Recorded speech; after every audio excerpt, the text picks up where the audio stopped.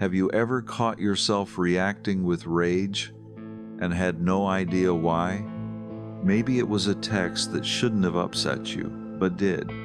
Maybe it was a conversation that ended with you slamming the door, wondering what just happened. Or worse, maybe you watched yourself sabotage a relationship you deeply cared about, and you couldn't explain why.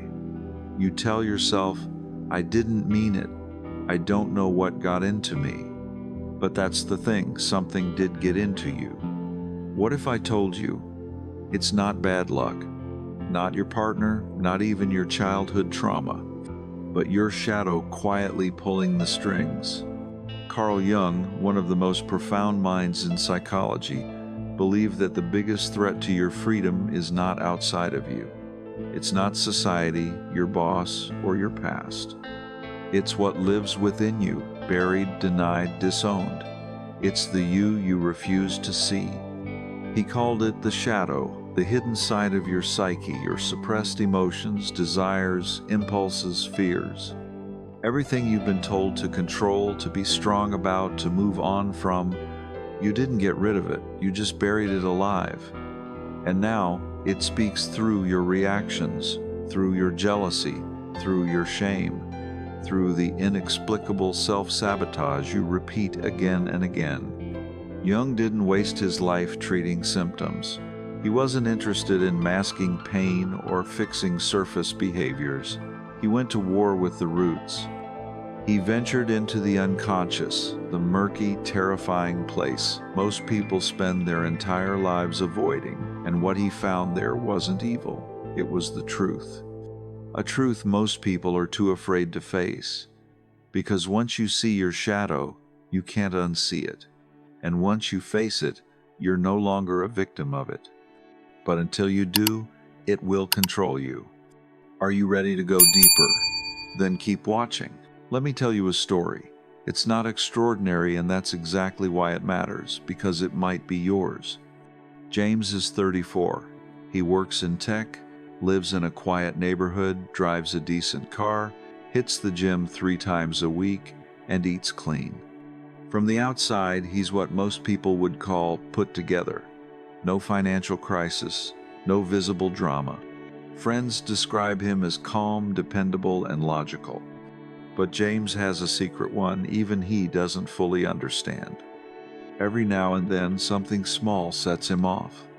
His girlfriend forgets to reply to a text. A colleague questions his idea during a meeting. A stranger cuts him off in traffic.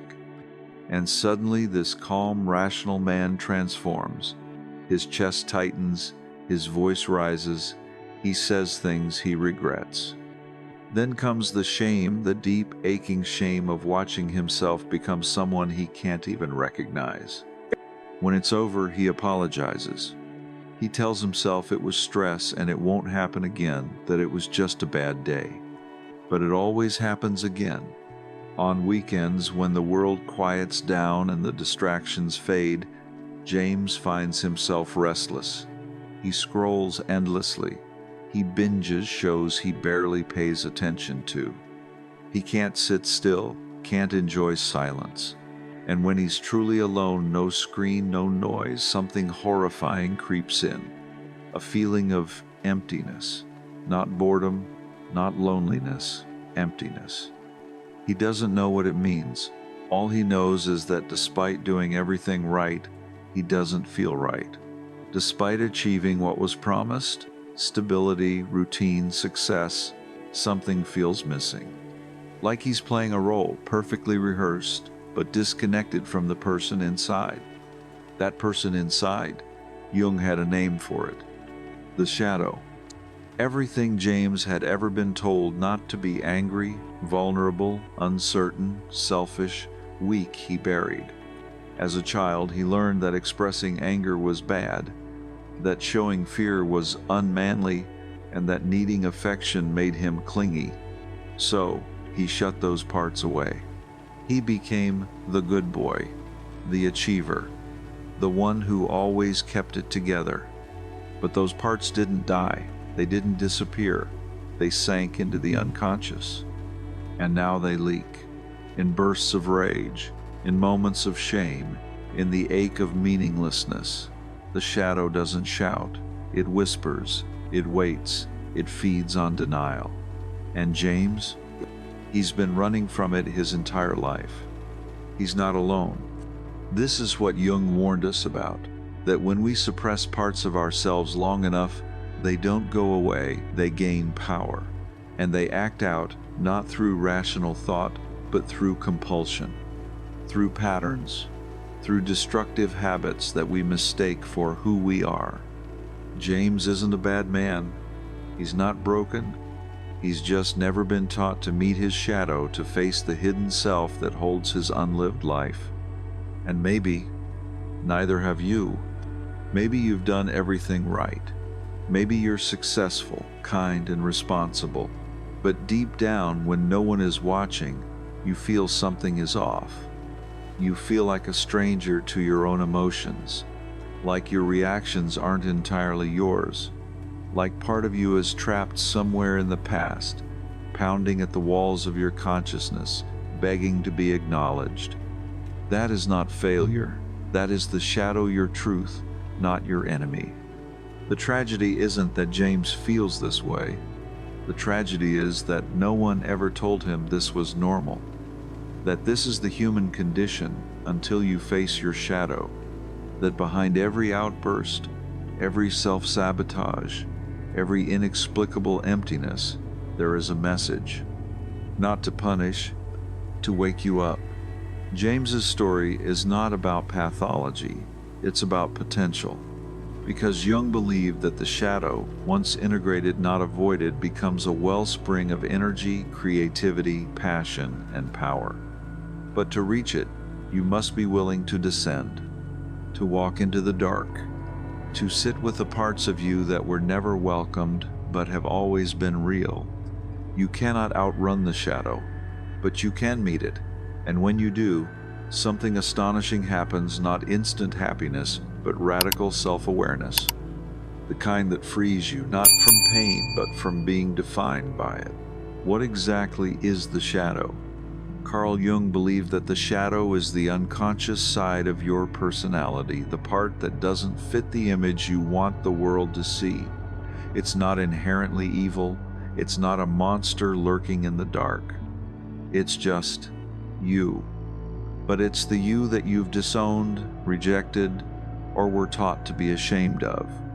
The shadow contains everything we've learned to push away: anger, jealousy, lust, fear, selfishness, sadness, insecurity, and desire. The traits that didn't fit the script of who we were supposed to be since childhood. We were trained to behave, to smile, to perform, and so we complied. We became the good son, the nice girl, the overachiever, the peacemaker, but it came at a cost. The parts that didn't fit, we buried them. Jung called this social mask we present to the world the persona. It's the curated version of you, polite, successful, in control. It's what you wear to fit into society. But behind the persona lies the shadow, everything you were told was too much, too loud, too angry, too sensitive, too needy. And it didn't disappear just because you hid it. It became unconscious. And here's the brutal truth. Until you make the unconscious conscious, it will direct your life, and you will call it fate. Carl Jung. In other words, the shadow doesn't go away just because you ignore it. It goes underground and takes the wheel. You think your anger comes out of nowhere? That your jealousy just irrational? That your anxiety, addiction, and emotional explosions random? They're not. They're symptoms. Echoes of something deeper. Reactions from a part of you that's still alive and unacknowledged. The shadow expresses itself in ways you don't expect. You lash out at people you love. You sabotage your own success. You fall into relationships that mirror your wounds. You crave validation while secretly resenting those who give it. You feel lost, disconnected, hollow even when life is fine. Why? Because the shadow cannot be exiled forever. It demands integration. And here's where it gets darker. The more you repress it, the more power it gains. The more you try to be good, the more it festers in the unconscious. Jung believed this is the origin of many modern neuroses, not because we're sick, but because we've become strangers to ourselves. Unacknowledged shadow becomes addiction, not always to drugs or alcohol, sometimes to perfection, to control, to attention, to chaos. Projection. You see in others what you don't accept in yourself. You judge what you secretly fear you might be. Obsession. You can't let go of what someone said, not because it was cruel, but because it hit something unhealed. Chronic dissatisfaction. Nothing ever feels enough because the real void isn't in your life, it's in your soul. Think about it. Have you ever met someone whose presence triggered you for no reason? They didn't harm you, they didn't insult you, but something about them too loud, too confident, too free made your blood boil. That's your shadow reacting because that person is living out a part of you that you've suppressed. You see, the shadow isn't just your shame or rage, it's also your unlived life, your wildness, your sensuality, your creativity, your truth. When you suppress one side, you suppress the other too. You don't just bury your anger, you bury your fire. This is why Jung's work is revolutionary. He didn't believe in fixing people, he believed in making them whole. In integrating the shadow, do not destroy it. He knew that behind every fear is strength. Behind every wound is wisdom, that by facing what you've denied, you don't become less, you become real. But let's be clear, this is not comfortable work. Shadow work is not therapy speak. It's not trendy spirituality. It's war. A psychological descent into the darkest parts of your own mind. It means admitting that you are not who you pretend to be, that your biggest enemy may live within you, and that healing requires confrontation, not comfort. But if you have the courage to do it, something changes. When you bring your shadow to light, it loses its grip. You stop reacting. You stop needing external chaos to reflect your inner one. You stop attracting people who mirror your denial. You gain what Jung called individuation, the process of becoming an integrated, conscious being. You stop living on autopilot. You begin to choose. And perhaps most importantly, you stop fearing yourself. The shadow is not a flaw. It's your forgotten self, and it holds everything you once loved before the world told you it was wrong. To face it is terrifying, but to avoid it is fatal. Because until you face your shadow, it will keep controlling you. What happens when we keep denying the shadow? At first, nothing. Life moves on. You get your degree, you land a job, you build a persona that's likable, responsible, even admirable. You become the person everyone expects you to be. And yet, something feels off. You smile on the outside, but you're constantly irritated inside. You say yes out of politeness, then feel resentment afterward. You show up for others, but deep down you're begging someone to show up for you. You become, slowly but surely, a divided self. This is the first cost of rejecting the shadow. You live a double life. Outwardly, you play the role. You're the helper, the achiever, the agreeable friend. But inwardly, you carry a storm, rage that you never learned how to express, envy that festers into bitterness, sadness that turns into numbness. And no one sees it because you've hidden it so well, you've hidden it even from yourself. Carl Jung warned that what is not integrated will eventually become pathological, not because you're broken, but because the psyche cannot sustain a lie forever. The self wants to be whole. And when we split ourselves in two, suffering becomes inevitable. You start to feel easily wounded by people's words, reactions, and silence. It's not because they're cruel, it's because they're touching something raw inside you, something unhealed. But because it's unconscious, you can't name it. You just know it hurts.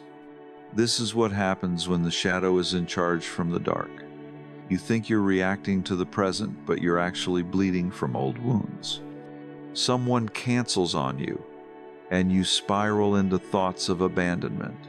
Someone criticizes you, and you feel worthless for days. These aren't just overreactions.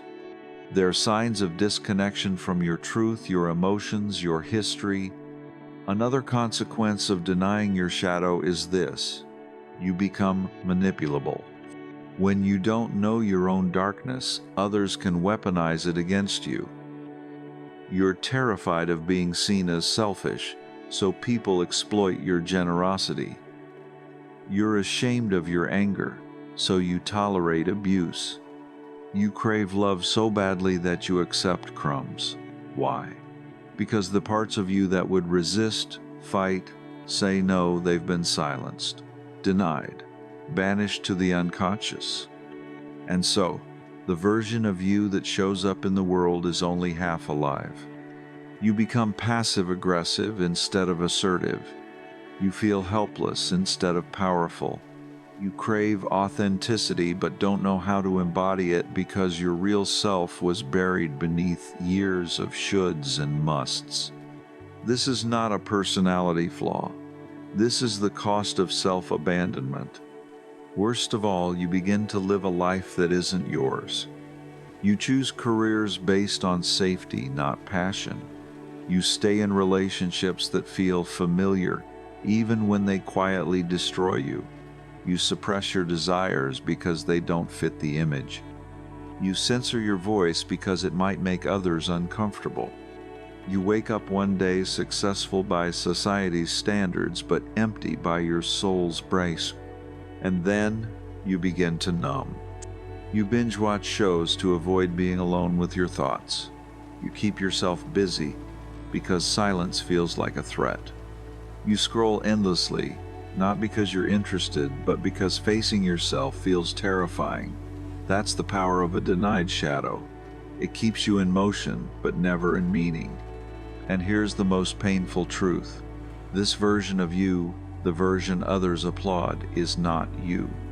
It's your mask, your persona, a carefully crafted image built for approval, not authenticity. But masks are heavy, and eventually something cracks. A breakup, a breakdown, a loss, a crisis, and suddenly everything you've avoided comes rushing up. The rage, the grief, the unmet needs. And it feels like you're falling apart, but you're not falling apart. You're finally meeting the parts of yourself that you left behind. Carl Jung didn't see this as a collapse. He saw it as an invitation to face the shadow, to stop running, to reclaim the pieces of yourself you were taught to fear. He wrote, "People will do anything, no matter how absurd, to avoid facing their own souls.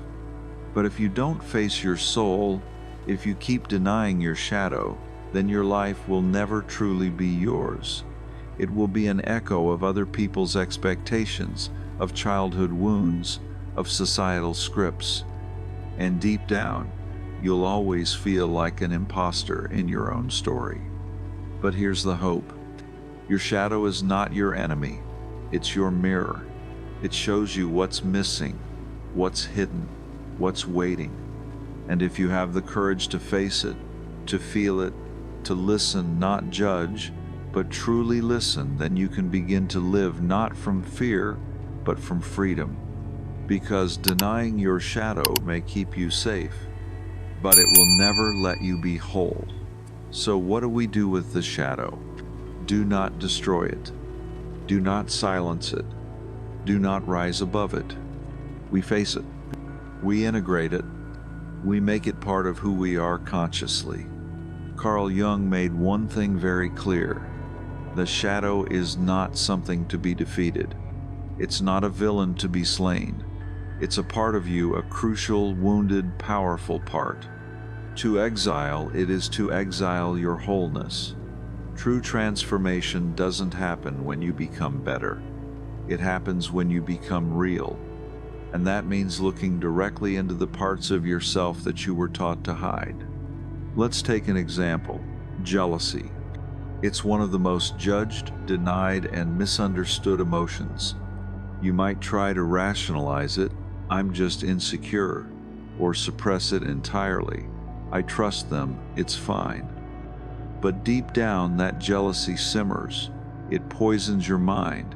It sabotages your relationships. And every time you feel it, you feel shame. Because good people don't get jealous, right? Wrong.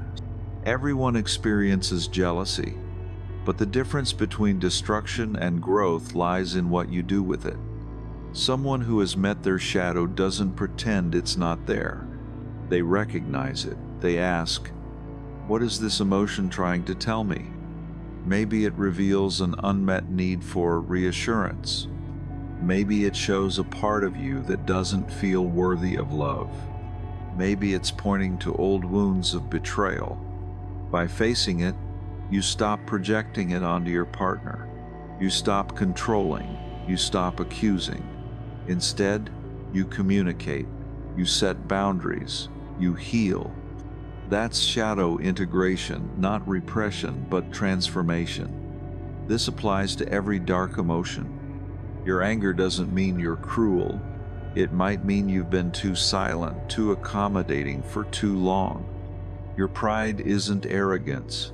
It may be a survival mechanism built from years of being unseen.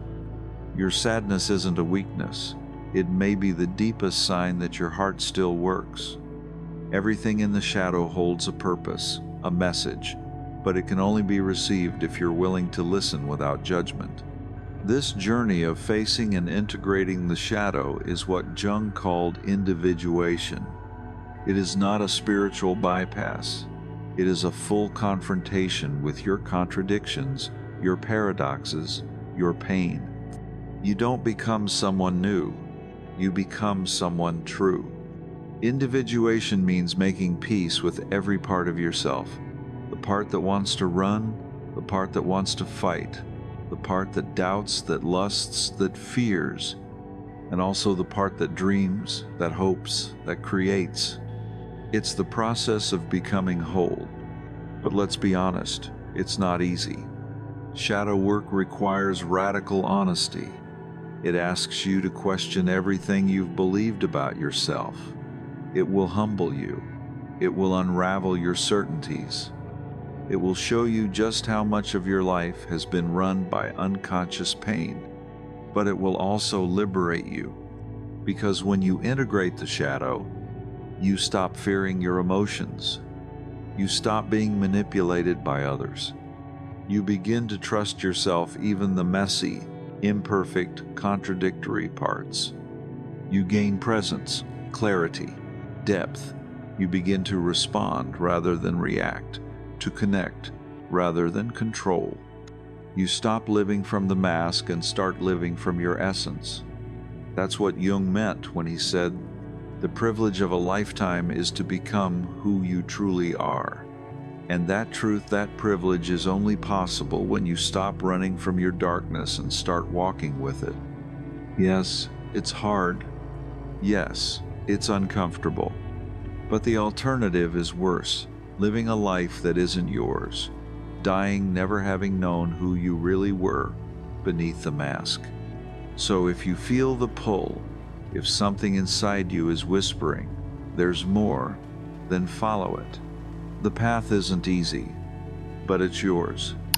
And on that path, your shadow doesn't disappear. It becomes your guide. You don't heal by pretending the darkness isn't there. You heal when you turn around, walk straight into it, and realize it was you all along. For most of your life, you've been taught to run from discomfort, from conflict, from any part of you that didn't look acceptable. You were told to stay positive, let it go, and move on. You learned to smile through pain, to keep the peace, to be nice, to be liked. But where did all the unacceptable parts go? Now you know. They didn't disappear. They became your shadow.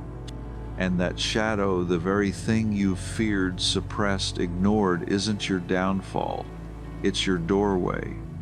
Every emotion you were told not to feel, every impulse you buried, every truth you softened to make others comfortable, it's all still there, waiting, not to destroy you, but to free you. Carl Jung didn't teach us to be saints. He didn't preach purity. He taught something far more radical: wholeness. To be truly healed, truly powerful, truly human, you have to integrate all of you, the light and the dark, the holy and the haunted, the calm and the chaos. Your shadow is not evil. It's just the parts of you no one gave permission to exist. And now you must give that permission, not to act on every dark impulse, but to own it, to understand it. To choose your behavior, do not be ruled by unconscious compulsion. Because here's the thing, when you don't own your shadow, it owns you. But when you do, something sacred happens. You stop living in fear of being found out. You stop over-explaining, over-apologizing, over-compensating. You stand as you are flawed, messy, real, and you feel whole. And there's no power greater than a person who has nothing left to hide. So here is the call, not from me, but from within you. It's time to stop running. It's time to stop numbing, pretending, pleasing, shrinking. It's time to meet your shadow, not with fear, but with curiosity. Not with shame, but with compassion. Not with resistance, but with courage. You're not doing this to become perfect. You're doing this to become free. Because until you meet the darkness within you, you will always be a prisoner of it, calling it fate, calling it bad luck, calling it just how I am. But that's a lie. You are not doomed to repeat your pain. You are not defined by what you've buried. You are not the mask you've worn to survive. You are something deeper, something ancient, something fierce and soft and sacred. And you owe it to yourself, to the little kid you once were, to the future self you're becoming, to stop hiding, to go back and rescue the pieces of you that got left behind, to take your story back from your wounds, to stop outsourcing your power to fear, to step fully into the mystery of your wholeness. Because once you meet your shadow face to face, you realize it was never trying to destroy you. It was trying to return to you, to your truth, to your voice, to yourself. So I'll say this one last time, not as a warning, but as a promise. Until you face your shadow, it will keep controlling you. But the moment you choose to look into it, really look, you begin to write a new story. A conscious one, a powerful one, a free one. And if this message spoke to you, don't just listen. Act. Start journaling. Start noticing your triggers. Start telling the truth to yourself in private. Seek help if you need it. Read Jung. Find safe spaces where your full self is welcome. But most of all, stay committed. Because this path, though dark, is the only one that leads home. Your shadow is not your curse. It is your key. Use it. If this message resonated with you, if something deep inside stirred as you listened, then don't let it fade. Like this video to help it reach others who are silently battling their own shadows. Subscribe to the channel so you won't miss the next awakening. We go deeper every time. And most importantly, leave a comment below. What part of this spoke to you the most? What truth hit hardest? Your voice might be the mirror someone else needs to finally see themselves. This is more than content. This is a conversation with your soul. And it's only just begun.